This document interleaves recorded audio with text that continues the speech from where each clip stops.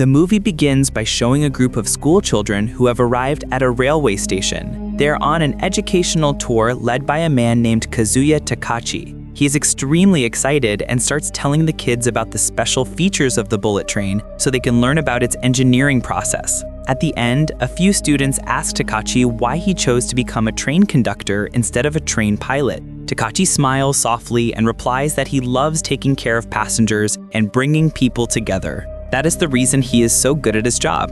Just then, a bullet train named Hayabusa 16 arrives at the platform. All the students were supposed to board it. They're all very excited, except one girl named Yuzuki, who looks unusually quiet and uninterested.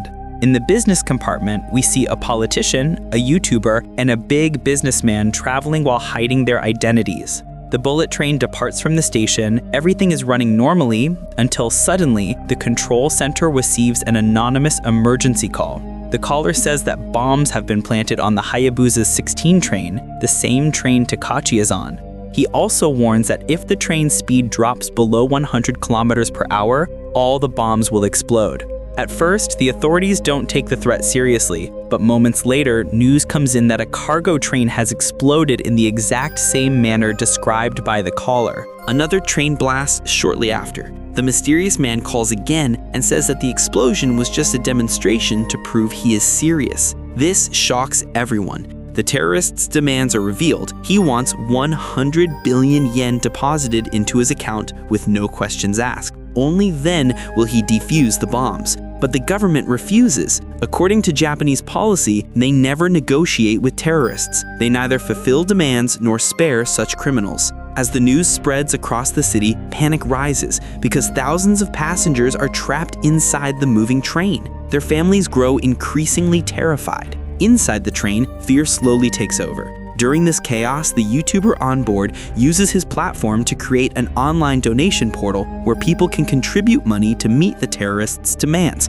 since the government has refused. Surprisingly, people from all over Japan begin donating. The money starts piling up, and he keeps updating the account balance with screenshots. Meanwhile, the passengers are debating who might have planted the bombs. Suspicion falls on a masked man who is calmly eating his lunch while everyone else is panicking. We learn about his past. He owned an aircraft repair company.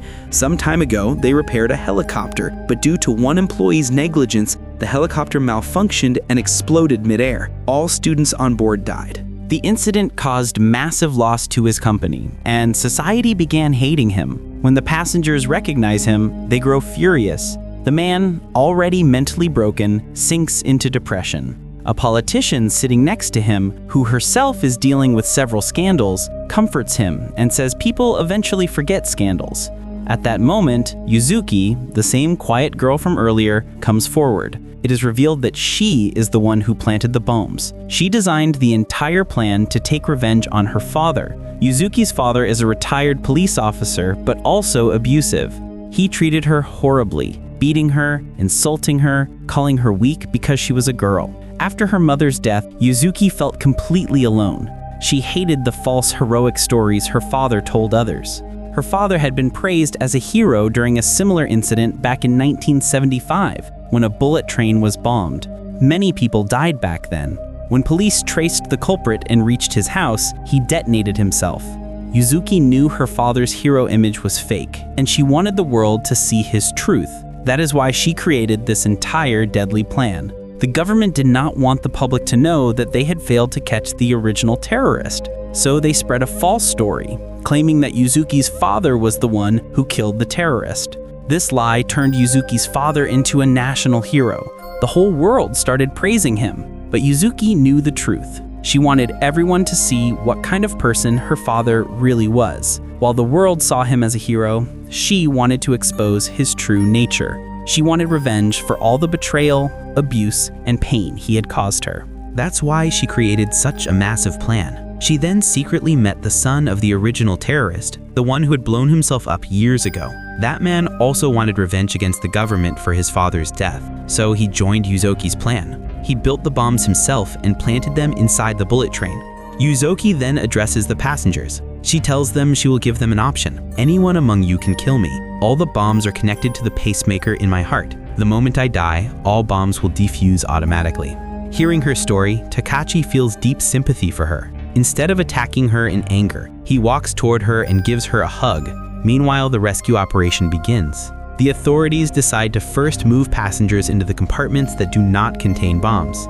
These safer compartments are then detached from the moving train. However, many people were still in danger. To save them, someone in the control room comes up with a risky plan. They will run another train parallel to Hayabusa 16 so passengers can cross onto the second train. A new train arrives beside the bullet train, both running at the same speed. A bridge is placed between the two trains, and passengers begin shifting one by one to the safe train. Despite this, 9 passengers are still stuck inside the bomb-loaded compartments. The train is speeding toward Tokyo, but the Tokyo station is closed for construction that day. Time is running out. They cannot slow the train because stopping it at Tokyo station would kill even more people and destroy the entire station. To make things worse, another train is approaching from the opposite direction. Takachi, who has already managed the crisis so well, realizes that the other train's passengers are also in danger. Just before the two trains collide, Takachi switches the oncoming train to another track, preventing a major disaster. But the 9 passengers in the dangerous compartment are still at risk. Takachi then comes up with a brilliant plan. First, they detach the part of the train containing the bombs. After the train moves a bit further, they detach the compartment holding the 9 passengers. At the exact same moment, they switch the track. So the engine moves onto a new track, while the compartment with the passengers stays on the original one. The detached compartment slowly loses speed and eventually comes to a complete stop, saving everyone inside. Meanwhile, the other part of the train, now empty, travels ahead and explodes in an isolated area. The blast is massive, ripping the train into pieces. But thankfully, no lives are lost in the explosion. Police arrive to arrest Yuzuki. They ask her if she feels any guilt or wants to say anything in her defense. Yuzuki stays silent. She simply extends her trembling hands so they can handcuff her. Takachi's assistant conductor, who was injured during the chaos, is rushed to the hospital. Takachi and the YouTuber emerge as heroes in the eyes of the public for handling such a terrifying crisis. In the end, all passengers are saved, and the story comes to a close.